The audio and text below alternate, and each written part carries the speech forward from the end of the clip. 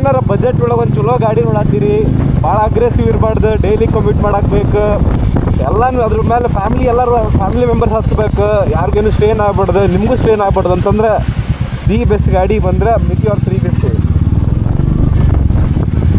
Mileage ಕೊಡುತ್ತೆ. Approximately ನಿಮ್ಗೆ ಆರಾಮಾಗಿ ಓಡಿಸ್ಕೊಂಡ್ರೆ 40ರಿಂದ 45 ಮಿಕ್ಕಿ ಇದ್ರದ್ದು ಮೈಲೇಜ್ ಬರುತ್ತೆ. ಆ್ಯಂಡ್ ಕಂಫರ್ಟೇಬಲ್ ಆಗಿ ಕುಂದ್ರೆ ಪೋರ್ಚರ್ ಐತಿ, ಬೆನ್ನಿಗೆ ಏನು ನೋವು ಪ್ರೆಷರ್ ಬರೋಲ್ಲ, ಕೈ ಮೇಲೆ ಪ್ರೆಷರ್ ಬರೋಲ್ಲ, ಏನಿಲ್ಲ, ಕಂಫರ್ಟೇಬಲ್ ಆಗಿ ಕುಂತು ಓಡಿಸ್ಬೋದು. ಇದೊಂದು ಕ್ರೂಸರ್ ಸೆಗ್ಮೆಂಟ್ ಗಾಡಿ.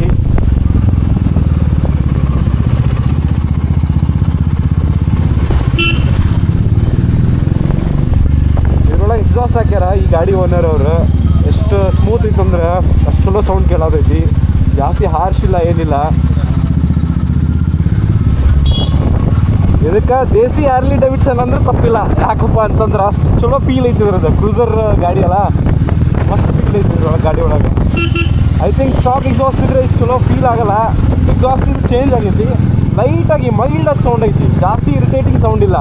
ಹಂಗಾಗಿ ಇದು ಮಜಾ ಬರೋದೈತಿ ಗಾಡಿ ನನಗೆ ಓಡ್ಸೋಕೆ ಪರ್ಸ್ನಲಿ.